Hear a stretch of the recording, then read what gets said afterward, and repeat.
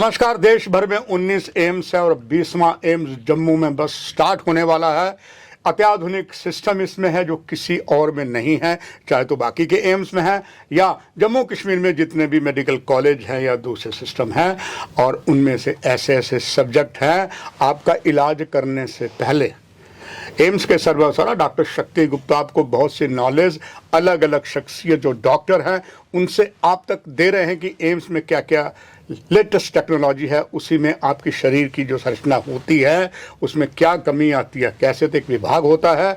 उनकी डॉक्टर सुनीता कुमारी जी जो आपके लिए बहुत कुछ नया लेकर आई हैं, आप सुनिए से। डॉक्टर साहब आपका स्वागत है। आपका ये डिपार्टमेंट है, कहते एजिंग के बारे में है। ये एजिंग क्या है, लक्षण क्या है और किस तरीके से डॉक्टर इसमें सिस्टम होता है? देखिए, एजिंग का मतलब होता है परिपक्व होना, यानी समय के साथ साथ हमारे शरीर में कुछ ऐसी चेंजेस आने लगती हैं जिसे हम एजिंग के नाम से जानते हैं। आमतौर पर एक लेमैन जो है वो एजिंग को क्रोनोलॉजिकल एजिंग के रूप में ही जानता है कि जैसे हमारी एजिंग जो है लाइक हमारी उम्र 10 वर्ष की है या 20 वर्ष की है, इस तरह से। लेकिन उसके साथ ही एक साइकोलॉजिकल एजिंग होती है, जैसा कि आमतौर पर कहा जाता है old at 18 and young at 80, यानी हम अपने बारे में क्या सोचते हैं और अपने आप में खुद को कितना जवान महसूस करते हैं। ठीक इसी तरह सबसे इम्पॉर्टेंट मैं कहूँगी होती है बायोलॉजिकल एजिंग, यानी हमारे शरीर के जो सेल्स हैं और ऑर्गन्स हैं, सिस्टम्स हैं, वो फिजियोलॉजिकली अपना काम करने में कितने सक्षम हैं। और एजिंग के बहुत से कारण हैं, इसके पीछे बहुत सी थ्योरीज हैं।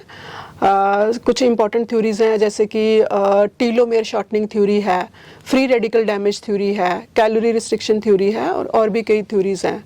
टीलोमेयर शॉर्टनिंग थ्योरी के अकॉर्डिंगली हमारे जो शरीर के जो सेल्स होते हैं उसमें क्रोमोसोम्स होते हैं और क्रोमोसोम्स के सिरों पर ये कैप की तरह टीलोमेयर्स होते हैं जो कि टाइम के साथ साथ छोटे होने लगते हैं।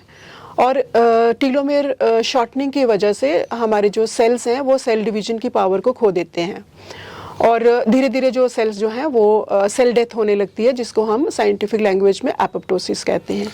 ये एजिंग का एक मुख्य कारण है। इसके साथ ही है फ्री रेडिकल डैमेज थ्योरी। हमारे शरीर में मेटाबॉलिज्म के चलते कुछ फ्री रेडिकल्स का निर्माण होता है। ये फ्री रेडिकल्स जो हैं वो ये भी हमारे शरीर के क्रोमोसोम्स को डैमेज पहुंचाते हैं, जिसकी वजह से हमारे शरीर में कुछ एबनॉर्मल प्रोटीन्स का सिंथेसिस होने लगता है। और ये प्रोटीन्स क्योंकि स्ट्रक्चरल प्रोटीन्स के तौर पर काम करते हैं, हमारे शरीर में एंजाइम्स के तौर पर काम करते हैं, तो इनके फंक्शन में एबनॉर्मेलिटी की वजह से सेल्स जो है वो अपना काम ठीक से नहीं कर पाते हैं, जिसकी वजह से एजिंग होने लगती है। ठीक इसी तरह ये भी देखा गया है कि जो लोग अपने खाने में कम कैलोरीज का इस्तेमाल करते हैं, यानी कैलोरीज रिस्ट्रिक्टेड डाइट जो लेते हैं, वो अधिक समय तक जीवित रहते हैं। डॉक्टर सुनीता जी, खास करके अगर देखा जाए कुछ ऐसे विषय होते हैं, कुछ शख्सियत होती हैं, जैसे हम फिल्म इंडस्ट्रीज की बात कर लें, लेडीज़ में कर लें, या कोई भी जो समाज के बीच है, इवन उसमें पॉलिटिशियंस भी आते हैं, वो अपने आप को पूरा बरकरार अच्छा लगता है कि मेरा फेस भी ठीक हो और मेरा शरीर जो है टमी अंदर हो, चेस्ट बाहर हो। लेडीज़ के लिए भी ऐसा है। इसके लिए उम्र तो अपना काम कर देती है, फिर भी इसके लक्षण जब आते हैं तो किस तरीके के लक्षण होते हैं? और ख़ास करके डॉक्टर सुनीता कुमारी जी, दर्शक ये ज़रूर जानना चाहेंगे कि एजिंग का प्रभाव अंदरूनी जो हमारे शरीर के इनर बॉडी में, उसमें क्या क्या होता है? जी देखिए, एजिंग के प्रमुख लक्षण जो हमें देखने में लगते हैं वो है शरीर में हमारे शरीर के बालों का सफ़ेद होना और साथ ही हमारे जो स्किन है उसमें रिंकल्स आने लगती हैं। और एक बड़ा ही क्लियर कट साइन होता है, जैसे हमारी जो नज़र है वो कमज़ोर होने लगती है।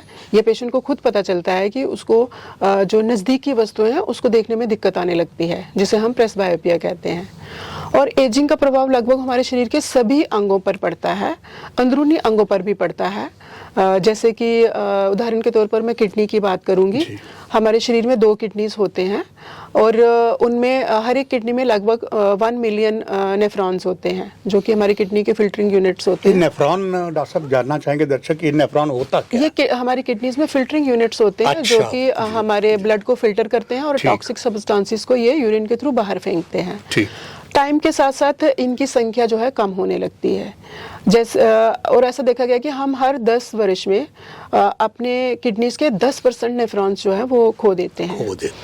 और ठीक इसी तरह हमारी हड्डियों पर एजिंग का असर पड़ता है। हमारी हड्डियों में कैल्शियम की मात्रा जो है वो कम होने लगती है, जिसे हम ऑस्टियोपीनिया कहते हैं। और जब ये कैल्शियम की मात्रा गंभीर रूप से कम हो जाती है तो उसे हम ऑस्टियोपोरोसिस कहते हैं। और ये ऑस्टियोपोरोसिस आमतौर पर महिलाओं में मेनोपॉज के बाद अधिक देखने को मिलता है। ठीक इसी तरह हमारे शरीर के लगभग सभी अंगों पर, हमारे मसल्स पर, हमारी जॉइंट्स पर, लिगामेंट्स पर जो है इसका इफेक्ट पड़ता है। हमारे लिवर पर और हमारा स्टमक, डाइजेस्टिव ऑर्गन्स, हर एक ऑर्गन पर इसका प्रभाव पड़ता है। डॉक्टर सुनीता जी, हर शख्स चाहता है, मेल हो या फीमेल हो, बाल हैं उसके सफ़ेद ना हो, वो कलरिंग भी कर लेते हैं। मगर डॉक्टर साहब, देखा गया है कि बच्चों को भी जो है ना बाल सफ़ेद होते हैं, उसका क्या कारण है और उसके लिए उसका निदान, उसका ट्रीटमेंट क्या है? उनके पेरेंट्स करें या बच्चा खुद करे? जी, ये एक बहुत ही महत्वपूर्ण प्रश्न है। आमतौर पर ऐसा देखा गया है कि इवन छोटे बच्चों में, जो 10 से 12 वर्ष के बच्चों में भी हम सफ़ेद बालों की समस्या जो है वो देखने को मिलती है। इसे हम प्रीमेच्योर एजिंग कहते हैं। जब बच्चों में सफ़ेद बाल नज़र आ रहे हैं तो इसका सीधा मतलब है कि बच्चे की क्रोनोलॉजिकल उम्र भले ही 10 वर्ष या 20 वर्ष की है, मगर उसकी जो बायोलॉजिकल एजिंग है वो लगभग 40 वर्ष के आसपास है, जो कि एक गंभीर चिंता का विषय है। और इसका कारण मैं कहूँगी बच्चों का खान पान है। बच्चे जो है वो फास्ट फूड अधिक ले रहे हैं, ये पैकेज फूड में ज़्यादा इंटरेस्टेड होते हैं बच्चे, और उनके खाने में जो है वो ज़्यादा कैलोरीज का इस्तेमाल कर रहे हैं, बजाय इसके कि वो नेचुरल फूड्स जो है वो फ्रूट्स एंड वेजिटेबल्स और बाकी जो एंटीऑक्सीडेंट्स रिच फूड जो है वो कम ले रहे हैं। ये एक प्रमुख कारण है बच्चों का। इसका जो ट्रीटमेंट जो है, एक तो ज़्यादा पेरेंट्स को ही इसका ध्यान रखना पड़ेगा, बच्चों को समझाएं, हेल्दी फूड्स के हैबिट्स के बारे में उनको जागृत करें। डॉक्टर सुनीता जी, देखा तो ये गया है, हमारे बच्चे विदेशी बच्चों की नकल करते हैं। बच्चा खाने लगता है, थोड़ा जिद करता है तो रोता है, तो माँ उसे खुद ही टैब दे देती है कि ले तो बेटा देख ले, वो देख भी रहा हो, खाना भी खा रहा है। इसका कितना दुष्प्रभाव पड़ता है और क्या इस विषय में मैं चाहूँगा दर्शकों को आप मार्गदर्शन करें। जी, ये टैब जो है ये एक बच्चों का जो स्क्रीन टाइम है वो बहुत ही उनकी आईसाइट के लिए हार्मफुल होता है।